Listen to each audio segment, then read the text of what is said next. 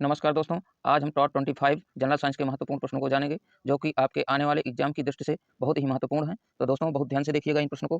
तो आज का पहला प्रश्न है, निम्न में से मलेरिया के रोगाणु का वाहक कौन है? तो इसका ऑप्शन कौन सा करेक्ट होगा? तो दोस्तों मलेरिया के रोगाणु का वाहक मच्छर होता है। मच्छर के काटने के कारण जो है मलेरिया हमें होता है। तो इसका ऑप्शन डी करेक्ट होगा। अगले प्रश्न की तरफ चलते हैं। प्रतिजैविक औषधि कौन सी है? तो इसका ऑप्शन कौन सा करेक्ट होगा?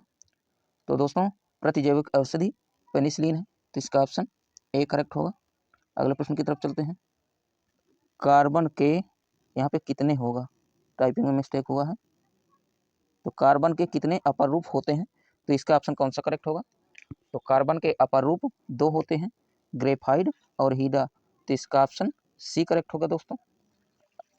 अगले प्रश्न की तरफ चलते हैं। हाइड्रोकार्बन बना होता है। तो दोस्तों हाइड्रोकार्बन किस पदार्थ का बना होता है? तो इसका ऑप्शन कौन सा करेक्ट होगा? तो हाइड्रोकार्बन कार्बन और हाइड्रोजन दोनों से मिलकर बना होता है। तो इसका ऑप्शन सी करेक्ट होगा। अगले प्रश्न की तरफ चलते हैं। प्रकृति में कार्बन पाया जाता है। तो इसका ऑप्शन कौन सा करेक्ट होगा? तो प्रकृति में कार्बन मुक्त अवस्था में पाया जाता है और यौगिक अवस्था में पाया जाता है। तो इसका ऑप्शन सी करेक्ट होगा, आवा दोनों। अगले प्रश्न की तरफ चलते हैं। नीचे दिए गए पदार्थों में किसमें कार्बन नहीं पाया जाता? तो इसका ऑप्शन कौन सा करेक्ट होगा? ऐसा कौन सा पदार्थ है जिसमें कार्बन नहीं पाया जाता है?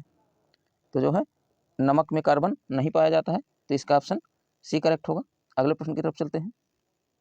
एलपीजी कुकिंग गैस में सबसे अधिक मात्रा में कौन सी गैस होती है?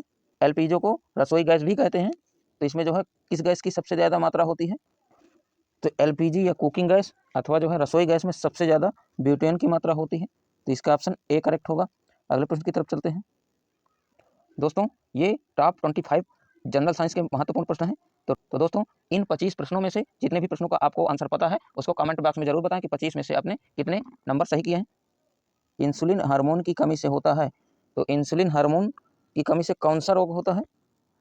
तो इसका ऑप्शन कौन सा करेक्ट होगा? तो इंसुलिन हार्मोन की कमी से डायबिटीज का रोग होता है। तो इसका ऑप्शन ए करेक्ट होगा। अगले प्रश्न की तरफ चलते हैं। ध्वनि की माप की जाती है। तो इसका ऑप्शन कौन सा करेक्ट होगा? तो ध्वनि की माप डेसीमीटर में की जाती है। तो इसका ऑप्शन डी करेक्ट होगा। अगले प्रश्न की तरफ चलते हैं। हमारे शरीर का सामान्य ताप कितना होता है? तो इसका ऑप्शन कौन सा करेक्ट होगा? तो दोस्तों हमारे शरीर का तापमान सामान्य तापमान 37 डिग्री सेंटीग्रेड होता है। तो इसका ऑप्शन ए करेक्ट होगा। जब हम अपना जो है इलाज कराने अस्पताल जाते हैं, हॉस्पिटल जाते हैं, तो वहाँ पर जो है डॉक्टर थर्मामीटर की सहायता से जो है हमारा तापमान चेक करता है। अगले प्रश्न की तरफ चलते हैं। रक्त में किसकी मात्रा अधिक होने से मधुमेह रोग हो जाता है? तो इसका ऑप्शन कौन सा करेक्ट होगा? तो हमारे रक्त में ग्लूकोज की मात्रा अधिक होने से जो है मधुमेह का रोग हो जाता है। तो इसका ऑप्शन डी करेक्ट होगा। अगले प्रश्न की तरफ चलते हैं। स्त्रियों में मधुमेह होने की संभावना किस अवस्था में रहती है? इसका ऑप्शन कौन सा करेक्ट होगा? तो स्त्रियों में मधुमेह होने की संभावना सबसे ज़्यादा जो है गर्भावस्था में होती है। तो इसका ऑप्शन सी करेक्ट होगा। अगले प्रश्न की तरफ चलते हैं। दोस्तों यदि हमारी क्लास आपको पसंद आए तो हमारे चैनल को लाइक, सब्सक्राइब और शेयर जरूर करना। कोरोना कैसा रोग है? तो इसका ऑप्शन कौन सा करेक्ट होगा? तो कोरोना क्षय रोग है या वंशानुक्रम रोग है या संक्रामक रोग है या जो है असंक्रामक रोग है? तो दोस्तों इसका ऑप्शन कौन सा करेक्ट होगा? तो कोरोना संक्रामक रोग है। दोस्तों कोरोना संक्रामक रोग तो है ही, लेकिन इसमें जो है विषाणु पाए जाने के कारण यह संक्रामक रोग है, क्योंकि ये विषाणु जो है वायु में या ऑक्सीजन में मिल करके जो है एक व्यक्ति से दूसरे व्यक्ति तक जो है आसानी से पहुंच जाता है और भयानक रूप ले लेता है। तो इसका ऑप्शन सी करेक्ट होगा। अगले प्रश्न की तरफ चलते हैं। मधुमेह में रोगी को कौन सी दवा दी जाती है? तो इसका ऑप्शन कौन सा करेक्ट होगा? तो मधुमेह में रोगी को इंसुलिन की दवा दी जाती है। तो इसका ऑप्शन ए करेक्ट होगा। अगले प्रश्न की तरफ चलते हैं। उच्च रक्तचाप कितने प्रकार का होता है? तो इसका ऑप्शन कौन सा करेक्ट होगा? तो दोस्तों उच्च रक्तचाप 3 प्रकार का होता है। तो इसका ऑप्शन बी करेक्ट होगा। अगले प्रश्न की तरफ चलते हैं। पर्यावरण दिवस कब मनाया जाता है? तो इसका ऑप्शन कौन सा करेक्ट होगा? तो दोस्तों पर्यावरण दिवस 5 जून को मनाया जाता है। तो इसका ऑप्शन ए करेक्ट होगा। अगले प्रश्न की तरफ चलते हैं। दोस्तों यदि आप हमारे चैनल में पहले से जुड़े हैं तो आपका बहुत बहुत आभार। यदि आप हमारे चैनल में नए हैं तो हमारे चैनल को सब्सक्राइब करके बेल आइकन जरूर प्रेस करना, ताकि जब भी हम महत्वपूर्ण प्रश्नों की क्लास अपलोड करें तो उसका नोटिफिकेशन सबसे पहले आपको मिले। पृथ्वी के चारों ओर कितनी ऊंचाई तक वायुमंडल का विस्तार होता है? तो इसका ऑप्शन कौन सा करेक्ट होगा? तो दोस्तों हमारे पृथ्वी के चारों तरफ जो है लगभग 60 किलोमीटर जो है वायुमंडल का विस्तार होता है या ऊपर देखो या नीचे, या जो है दाएं देखो या बाएं, मतलब चारों दिशाओं में लगभग 60 किलोमीटर का जो है वायुमंडल का विस्तार होता है। तो इसका ऑप्शन बी करेक्ट होगा। अगले प्रश्न की तरफ चलते हैं। बर्फ का तापमान कितना होता है दोस्तों? इसका ऑप्शन कौन सा करेक्ट होगा? तो बर्फ का तापमान 0 डिग्री सेल्सियस होता है। इसका ऑप्शन सी करेक्ट होगा। अगले प्रश्न की तरफ चलते हैं। द्रव के जल वाष्प में बदलने की क्रिया को क्या कहते हैं दोस्तों? तो जब द्रव जल वाष्प में बदल जाता है तो इस क्रिया को जो है वाष्पन कहते हैं। तो इसका ऑप्शन बी करेक्ट होगा। अगले प्रश्न की तरफ चलते हैं। थर्मामीटर बनाने में पारा का उपयोग लेते हैं क्योंकि, इसका ऑप्शन कौन सा करेक्ट होगा? तो दोस्तों थर्मामीटर बनाने में पारा का उपयोग लेते हैं क्योंकि इसमें इसका क्वथनांक अधिक होता है। तो इसका ऑप्शन ए करेक्ट होगा। अगले प्रश्न की तरफ चलते हैं। ईंधन के आधुनिक रूप हैं, तो इसका ऑप्शन कौन सा करेक्ट होगा? तो आज के समय में ईंधन का जो है प्रयोग मिट्टी का तेल भी है, लकड़ी भी है और एलपीजी भी है। तो इसका ऑप्शन डी करेक्ट होगा। उपरोक्त सभी ईंधन के सभी आधुनिक रूप हैं। अगले प्रश्न की तरफ चलते हैं।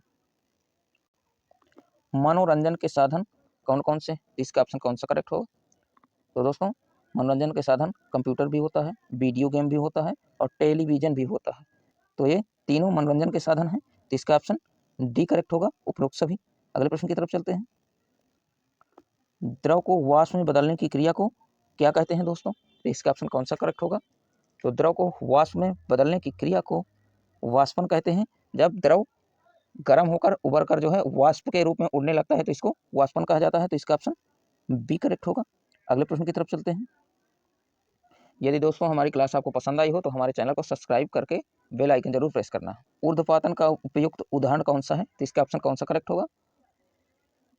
तो ऊर्ध्वपातन के उपयुक्त उदाहरण है नौसादर भी है और कपूर भी है। तो इसका ऑप्शन डी करेक्ट होगा, ए बी दोनों। अगले प्रश्न की तरफ चलते हैं। दाब का मात्रक क्या होता है? तो इसका ऑप्शन कौन सा करेक्ट होगा? तो दोस्तों दाब का मात्रक न्यूटन प्रति मीटर स्क्वायर होता है। तो इसका ऑप्शन डी करेक्ट होगा। दोस्तों दाब का मात्रक न्यूटन प्रति मीटर स्क्वायर होता है। अगले प्रश्न की तरफ चलते हैं। दोस्तों यह प्रश्न आपके लिए है। महात्मा बुद्ध ने अपना प्रथम उपदेश कहाँ दिया था? तो इसका आंसर आप कमेंट बॉक्स में बताएंगे। दोस्तों यदि जो है हमारी इसके पहले की क्लास आपने देखी होगी तो इसका आंसर आपको पता होगा। दोस्तों हमारे चैनल के माध्यम से आपको सभी कॉम्पिटिटिव एग्जाम से संबंधित जीके जीएस के सभी प्रश्न करवाए जा रहे हैं और PYQ भी करवाए जा रहे हैं। तो आप हमारे चैनल में जरूर जुड़ें। डियर फ्रेंड्स, अगर हमारी क्लास आपको पसंद आई हो और आपके एग्जाम की दृष्टि से हेल्पफुल हो तो आप हमारे चैनल को सब्सक्राइब करके बेल आइकन जरूर प्रेस कर लेना, ताकि जब भी हम अपना वीडियो अपलोड करें तो उसका नोटिफिकेशन सबसे पहले नंबर 1 पे आपको मिले और आप जो है महत्वपूर्ण प्रश्नों की क्लास सबसे पहले नंबर 1 पे आप देखें। तो मिलते हैं अगले स्टडी से रिलेटेड सेशन में। तब तक के लिए जय हिंद, वंदे मातरम।